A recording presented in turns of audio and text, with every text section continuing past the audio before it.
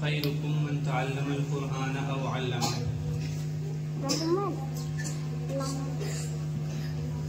प्यारे बच्चों, इस दुनिया के अंदर जितने इंसान रह रहे हैं, चाहे वो किसी भी मजहब से और धर्म से ताल्लुक़ रखते हों, मुसलमान हों, हिंदू हों, ईसाई हों, यहूदी हों, जैन हों या और किसी दूसरे मजहब से ताल्लुक़ रखते हों, तकरीबन इस ज़मीन के ऊपर 800 करोड़ इंसान फिलहाल मौजूद हैं। उन 800 करोड़ में से हमारे नबी ने फरमाया कि सबसे बेहतरीन इंसान वो हैं जो कुरान को सीखें और सिखाएं। देखो, पहले तो हमारा मजहब सबसे अफजल मजहब है। इन्नद्दीन इंदल्लाहिल इस्लाम। अल्लाह ताला कुरान में फरमाता है कि अल्लाह के नज़दीक असल मजहब तो इस्लाम ही है। अगर हम गौर से मुताला करें कि सबसे ज़्यादा इंसानों की हमदर्दी किस मजहब ने सिखाई है, सबसे ज़्यादा आदाब किस मजहब ने सिखाए हैं, सबसे ज़्यादा इंसानियत किस मजहब ने सिखाई है, सबसे ज़्यादा अखलाक किस मजहब ने सिखाए हैं, तो हमें पता चलेगा कि वो मजहब है मजहब इस्लाम, जिसकी अल्लाह ताला खुद कुरान में गवाही दे रहा है, इन्नद्दीन इंदल्लाहिल इस्लाम। और फिर अल्लाह ताला दूसरी जगह फरमा रहा है, वमन यब्तगी गैरल इस्लामी दीनन फलन युक़बल मिन्हु। और अगर कोई इस्लाम दुनिया में आ गया, अब इस्लाम के अलावा किसी दूसरे मजहब को, किसी दूसरे तरीक़ा ज़िंदगी को तलाश करेगा तो अल्लाह ताला की तरफ से उसे बिल्कुल कबूल नहीं किया जाएगा, धुतकार दिया जाएगा कि जाओ, तुम्हारे लिए हमारे यहाँ कोई गुंजाइश नहीं है। तो बच्चों, सबसे बेहतरीन मजहब भी हमारा है। और अब देखो, इस्लाम सबसे बेहतरीन हुआ, अब इस्लाम के मानने वाली जो कौम है, इस्लाम के मानने वाले जितने इंसान हैं, अब उनमें कौन बेहतरीन है? अलग अलग तबके होते हैं ना, कोई डॉक्टर है, कोई प्रोफेसर है, कोई इंजीनियर है, कोई मास्टर है, कोई ताजिर है, कोई मुलाजिम है, कोई बैंक में नौकरी कर रहा है, और कोई किसी गेट पे खड़ा होकर नौकरी कर रहा है, कोई किसी कंपनी में नौकरी कर रहा है, कोई दुकान पर बैठकर कारोबार कर रहा है। ये अलग अलग इंसानों की कैटेगरी है, अलग अलग किस्में हैं। इन सब में बेहतरीन कौन है? तो हमारे नबी सल्लल्लाहु अलैहि वसल्लम ने फरमाया, खैरुकुम मन तअल्लमल कुरआन अव अल्लमह। सारी इंसानियत में सबसे बेहतरीन वो है जो कुरान को सीखे और सिखाए। अब बात समझ आई?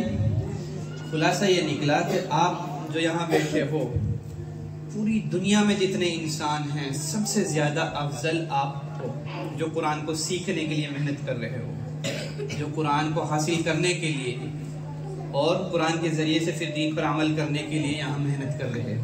तो ये आप बच्चे जो यहाँ बैठो, ये सबसे बेहतरीन है। बस हमें ये अपनी सोच भी यही बनानी है। देखो, जब आप यहाँ से पढ़ के जाते हो ना, तो अलग अलग तरह के बच्चे मिलते हैं। कोई मारिया मंजिली स्कूल में पढ़ रहा है, कोई किसी दूसरे अच्छे स्कूल में पढ़ रहा है।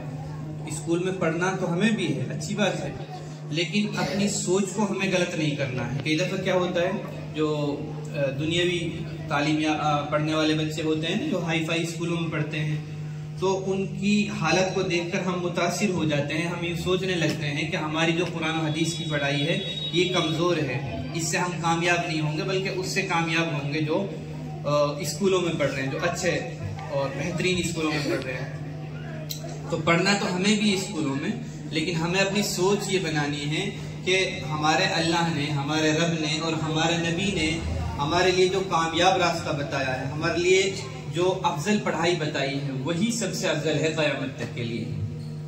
ठीक है भाई, इंशाल्लाह ये सोच बनाएंगे ना अपनी। हाँ, जब ये सोच हम बना लेंगे तो फिर अल्लाह ताला इसी लाइन में हमें उम्मत की खिदमत के लिए कबूल करेगा, लोगों की रहबरी के लिए हमें अल्लाह ताला कबूल करेगा। फिर एक वक्त आएगा जब हम इस सोच को अभी से बना कर चलेंगे, अभी हम छोटे छोटे हैं, तो जब इसी सोच को लेकर हम जवान होंगे और बच्चियां जवान होंगी, तो अल्लाह ताला हर एक को उम्मत का रहबर बनाएगा। दायरे अलग अलग होंगे, लेकिन जब हमारी ये सोच होगी तो इंशाअल्लाह अल्लाह हमें ज़रूर उम्मत का रहबर बनाएगा। जैसे जो लड़कियां हैं, उनसे भी अल्लाह ताला उम्मत की रहबरी का काम देगा।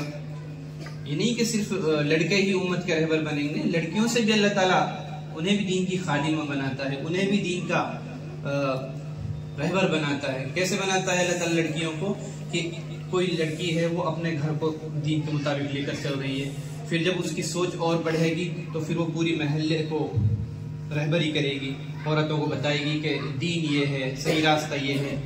इस तरीके से फिर पूरे गांव में एक दिन अल्लाह ताला उससे खिदमत लेगा, फिर आसपास के गांव की औरतें एक दूसरे सीखने आएंगी। तो ये अल्लाह ताला की तरफ से इनायत होती है, अल्लाह ताला की तरफ से।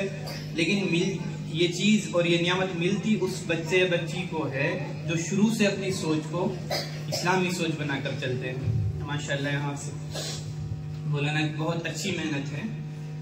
ये अभी यहाँ एक छोटा सा मकतब है, लेकिन असल में छोटी और बड़ी कोई जगह नहीं होती।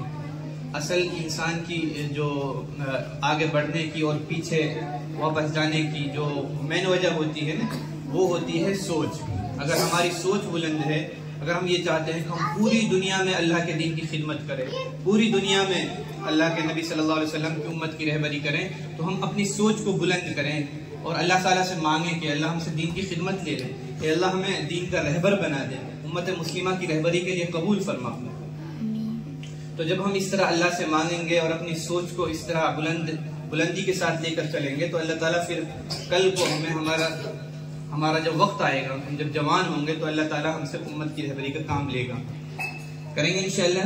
ये सोच बनाएंगे ना अपनी, हाँ, चाहे लड़कियां हों लड़कियां हों, हम अपनी ये सोच बनाएं कि हमारी जिंदगी ही उम्मत की खिदमत के लिए है, हमारी जिंदगी ही दीन की खिदमत के लिए है, उम्मत की रहबरी के लिए। माशाअल्लाह बहुत अच्छी लगी मुझे ये चीज़ कि अभी से हम ये मशक कर रहे हैं। और अभी मौलाना बता रहे थे अंजुमन इस्लाहुल लिसान, नाम तो कुछ और भी रखा जा सकता था, लेकिन कितना प्यारा नाम है इस्लाहुल लिसान। अंजुमन का मकसद ही होता है अपनी जबान को सुधारना। चाहे जाए कि हमने उस अंजुमन का नाम ही इस्लाहुल लिसान रख दिया कि जबान को सुधारने का काम, जबान को सुधारने की मेहनत। जब इंसान की जबान सुधर जाती है तो फिर वो हर एक का मकबूल बन जाता है। जबान ही इंसान को दूसरों की नजरों से गिराती है, जबान ही इंसान को दूसरों की नजरों में मकबूल बनाती है। तो इंशाअल्लाह जब हम इस अंजुमन के मकसद पर अमल करेंगे, जैसे हमारे उस्ताद बताएं हमें, उस तरह हम उनकी बात मानकर अपने ऊपर मेहनत करेंगे, तो अल्लाह ताला हमें बहुत बड़ा इंसान बनाएगा। करेंगे मैं इंशाअल्लाह। अल्लाह ताला हम सबको अपने दीन की खिदमत के लिए कबूल फरमाए, दीन का दाई शहदाई बनाए और दीन की रहबरी के लिए हम सबको कबूल फरमाए।